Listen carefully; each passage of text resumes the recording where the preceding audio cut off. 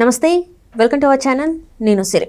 కేంద్రంలో నితీష్ కుమార్ చేస్తున్న రాజకీయాలతోనైతే మరి చంద్రబాబు నాయుడు గారికి మరింత పవర్ పెరుగుతుందని చెప్పేసి మరి వార్తలు వస్తున్నాయి. ఇంతకీ నితీష్ కుమార్ గారు ఏం చేశారు ఏంటనేది మనం వివరించడానికి మనతో పాటు ఉన్నారు ప్రముఖ సీనియర్ జర్నలిస్ట్ డాక్టర్ దుర్గవడ్లమణి గారు.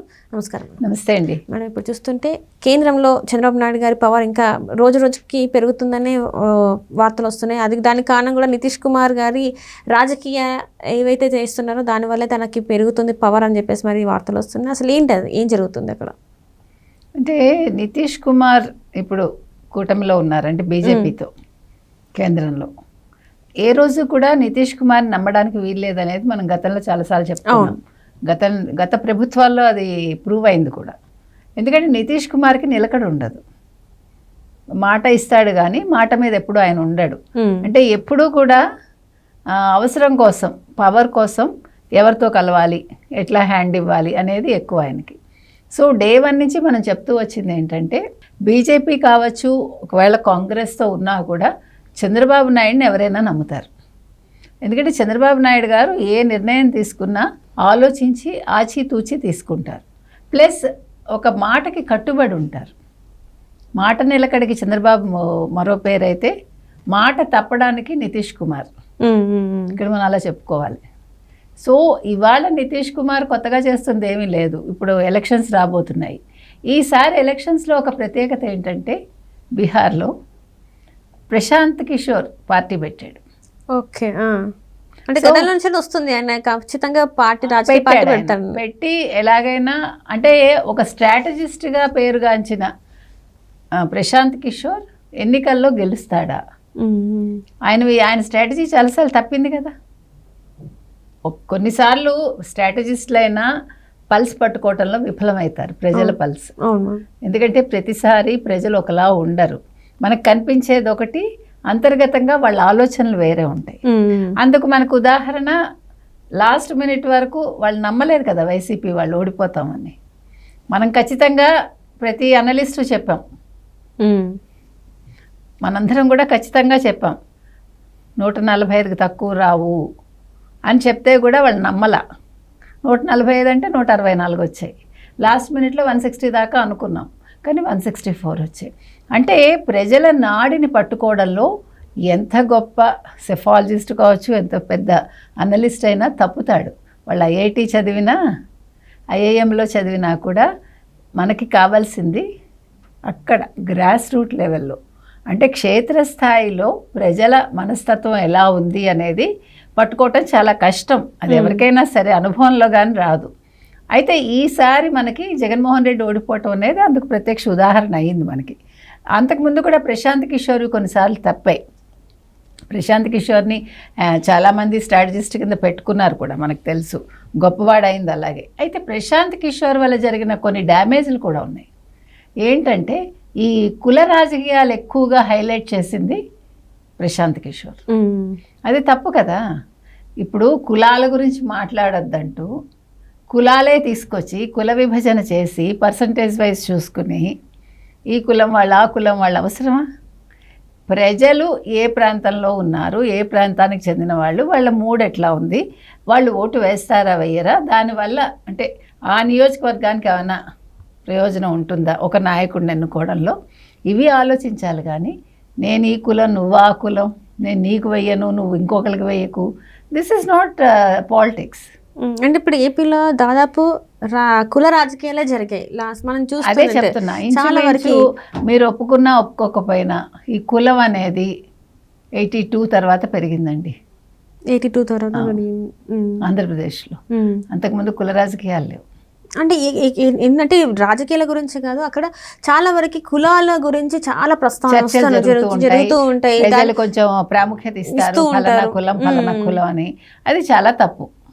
కులాలకు కాదు కదా, మనిషికి ఇవ్వాలి ప్రాధాన్యత. ఎవరు ఇంత చేస్తున్నారు ప్రజలకు అనేది అది గుర్తించాలి. అది గుర్తించకుండా మా కులం ఈయన, మా కులం అతను, ఆయన మా కులం ఆమె, అసలు ఇది ఎంతవరకు కరెక్ట్ అంటారు? రాజకీయాలు ఎవరైనా తప్పు. ఇప్పుడు మనం చదువుకున్నాక ఇవన్నీ కాదు కదా, ఈ అడ్డుగోడలన్నీ మనం ఛేదించుకుంటూ వెళ్ళటం కోసమే కదా. జ్ఞానం అనేది ఎందుకు వస్తుంది? చదువుకుంటే జ్ఞానం వస్తుంది. జ్ఞానం ఏం నేర్పాలి మనకి? ఇవన్నీ కాదు, మనం మనుషులం బేసిక్గా. ఈ రోజు కూడా కులాలే రాజకీయాలను శాసిస్తున్నాయి, కులాలే మనుషుల్ని శాసిస్తున్నాయి. కరెక్ట్.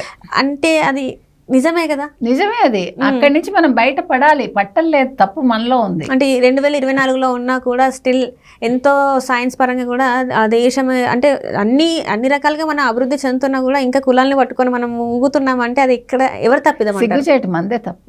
మన ఆలోచన విధానం మారాలి. అంటే మనలోనే మార్పు రావాలి, ప్రతి ఒక్కళ్ళలో రావాలి. పేరెంట్స్ కూడా నేర్పించకూడదు, నువ్వు ఫలానా కులం, నువ్వు ఫలానా కులం అని చెప్పటం ఎందుకు? ఇప్పుడు మాటల్లో చెప్పకూడదు. ఇప్పుడు డిఎంకే ఉంది, డిఎంకే అని తక్కువ తిందా? కులాలు లేవంటుంది. మీకు తెలుసో లేదో అక్కడ వీధుల పేర్లలో చివర నాయుడు, రెడ్డి ఇంకేమైనా ఉంటాయి కదా, అవన్నీ తీసేశారు వాళ్ళు. తీసేస్తే కులాలు పోతాయా? నాయకర్ అని వీధుల పేర్లు ఉంటాయి కదా, అంటే ఒక వ్యక్తి పేరు మీద ఒక వీధి అనేది ఉంటుంది. అది తీసేశాక నువ్వెవడు పేరు కట్ చేయటానికి కదా? అది కరుణానిధి చేశాడు ఆ పని. కానీ కులాలు పోయాయా? పోలేదుగా, ఇంకా రూల్ చేస్తాయి. పోనీ మీరేమైనా ఒక ఎస్సీనో ఒక ఎస్టీనో మీ పిల్లలకి ఇచ్చి పెళ్ళిళ్ళు చేస్తారా ఈ రాజకీయ నాయకులు? మళ్ళీ అక్కడికి వచ్చేసరికి బ్రాహ్మిన్స్ అంటే ఎవరు ఉన్నత స్థాయి అని అనుకుంటారో, సమాజంలో ఉన్నత కులం అనుకుంటారో అలాంటి వాళ్ళని చేసుకుంటారు. సరే, ఏది ఏమైనప్పటికీ ఇప్పుడు మనం ప్రశాంత్ కిషోర్ దగ్గరికి వచ్చేసరికి, ప్రశాంత్ కిషోర్ అన్నవాడు కుల రాజకీయాలు ఎక్కువగా చేశాడు. అయితే ప్రశాంత్ కిషోర్ లాంటి వాళ్ళు ఒక రకంగా సమాజానికి చేటు తీసుకొస్తారు. హానికరం అని చెప్పుకోవచ్చు. హానికరమే, అదే చేటు అంటే అదే హానికరమే. ఎందుకంటే ఇప్పుడు ఇలాంటి వాళ్ళు వచ్చి రేపొద్దున ముఖ్యమంత్రి అయితే ఈయన ఏం విభజించి పాలిస్తాడు? కులాలు విభజించి పాలిస్తాడు. దానివల్ల ప్రజల్లో కొట్లాట్లు పెరుగుతాయి. ఇప్పుడు యాదవ్ కులం ఎలా నాశనం అయింది మనకు తెలుసు. కృష్ణుడు చివరి రోజుల్లో యదువంశం ఎట్లా నాశనమైంది, అట్లా నాశనం అయిపోతాయి. కులాల వల్ల ప్రజలు కొట్లాట్లకు దిగి వాళ్ళని వాళ్ళే చంపుకుంటారు. అది తప్పు కదా. సో ఇప్పుడు కావాల్సింది ఏంటంటే, ఇప్పుడు నితీష్ కుమార్ ఎందుకు పక్క చూపులు చూస్తున్నాడు అంటే, ఒకటి తేజస్వి యాదవ్తో మాట్లాడుతున్నాడు, మరొక లాలూ ప్రసాద్ యాదవ్తో మాట్లాడుతున్నాడు. పైగా దానికి ఏదో ఒకటి వాళ్ళు బహానా చెప్పారనుకోండి, అది పెద్ద విషయం కాదు. కానీ జరుగుతున్నది ఏంటంటే, బీజేపీ తోటి ఎక్కువ సీట్లు బేరం ఆడుకోవటానికి రానున్న ఎన్నికల్లో అది ఒక ప్రధాన కారణం. సో దానికోసం ఇవన్నీ నడుపుతున్నాడు. అయితే ఇప్పుడు నితీష్ కుమార్ ఇలా చేయటం వల్ల బీజేపీకి వచ్చిన నష్టం ఏమీ లేదు. ఒకవేళ నిజంగా నితీష్ కుమార్ కూటమిలోంచి వెళ్ళిపోయినా కూడా, ఎన్డీఏలోంచి ఎవరికి నష్టం లేదు. అంటే ముఖ్యంగా మోదీకి నష్టమేం లేదు, బీజేపీకి.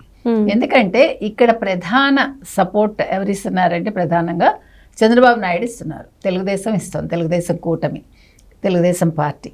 కాబట్టి ఖచ్చితంగా మోదీ గారికి ఎటువంటి సమస్య ఉండదు. అందులో చంద్రబాబు నాయుడు నమ్ముకున్నవాడు ఎవడు చెడిపోడు. అది తప్పు కదా.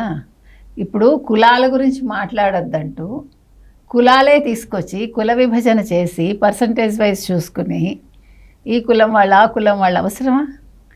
ప్రజలు ఏ ప్రాంతంలో ఉన్నారు, ఏ ప్రాంతానికి చెందిన వాళ్ళు, వాళ్ళ మూడ్ ఎట్లా ఉంది, వాళ్ళు ఓటు వేస్తారా వేయరా, దానివల్ల అంటే ఆ నియోజకవర్గానికి ఏమైనా ప్రయోజనం ఉంటుందా ఒక నాయకుడిని ఎన్నుకోవడంలో, ఇవి ఆలోచించాలి. కానీ నేను ఈ కులం, నువ్వు ఆ కులం, నేను నీకు వెయ్యను, నువ్వు ఇంకొకరికి వెయ్యకు, this is not politics. Right thank you so much. Thank you.